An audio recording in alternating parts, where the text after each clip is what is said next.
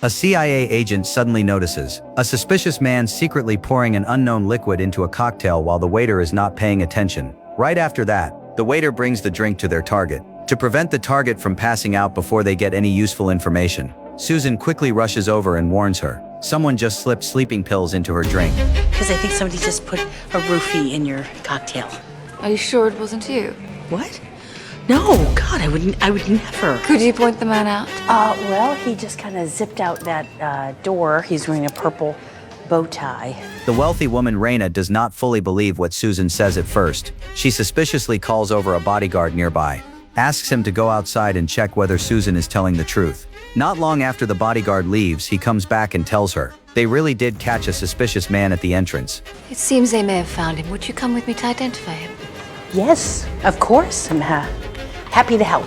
Only then, Susan realizes the men in black who appear to be just dining nearby are actually all Raina's bodyguards. After that, Raina takes the man to the entrance and questions him whether he tampered with her juice, but the man refuses to admit it no matter what.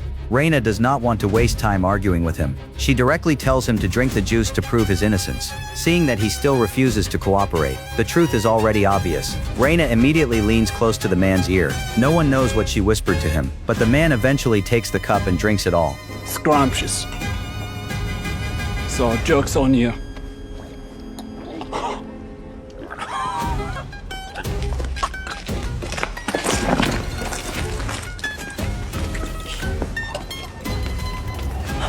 The next second, the man's throat suddenly starts melting away. Susan is so terrified that she faints on the spot, but her act of standing up for someone impresses Raina. So Raina invites her to have a meal together, and generously tells her not to hold back. She can order whatever she wants, but as a CIA agent, Susan has never been to such an upscale place before. She immediately gives herself away the moment she speaks. I will have the Sapori a Delisi. Right. That is the name of this restaurant. Trying to hide her embarrassment, Susan asks the waiter to bring some signature dishes from the restaurant. The waiter quickly brings out a plate of appetizers. Luckily, Susan, who often browses the internet, immediately realizes this is not something to eat. You know, I once saw someone eat one of these before. Unexpectedly, what the waiter brought really is a dessert, not a compressed towel. This leaves Susan, who planned to pretend to be a high-class person, so she could stay close to her target Raina, completely speechless. At this point, she has no choice but to change her story. She lies that she comes from a remote small town, and spent all her savings just to travel to Rome. Unexpectedly, this story actually touches Raina. She waves her hand and says she is going to Budapest for a business deal next, and wants to take Susan along for some fun. Susan never expected the plan to go this smoothly. Of course, she cannot refuse such a perfect chance to get close to Raina, but what she never expected was the moment she steps onto Raina's private jet. Before she can even get comfortable, Raina knocks her out with a glass of juice. When Susan wakes up again, the plane is already flying high in the sky. Only then, Raina finally reveals her true identity. As the daughter of a powerful business family, many people try to get close to her, or even assassinate her. So to figure out Susan's identity and intentions, Raina used the juice to knock her unconscious, then searched through her belongings, but she discovers that Susan's bag contains nothing suspicious, only wipes for treating scabies, or spray for treating toenail fungus. There is no suspicious item at all, but no matter how careful you are, you can never guard against someone close to you.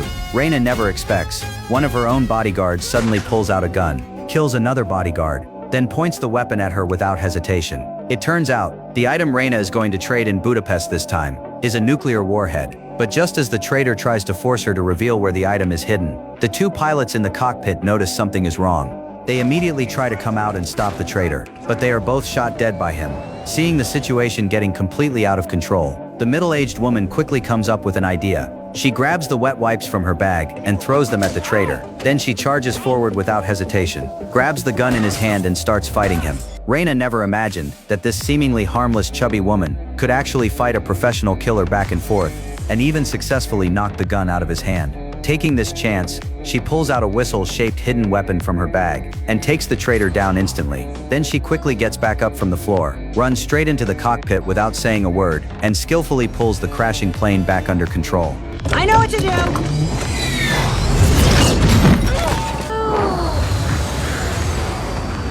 Good thing I learned to use that flight simulator app, huh? At this point, if Raina still believes Susan is just an ordinary woman, she obviously will not believe it anymore. Seeing that her disguise has been exposed, Susan finally reveals her so-called real identity. I know what you're thinking, and you're wrong. My real name is Amber Valentine. I'm a private bodyguard, and your father hired me to protect you. Bodyguard.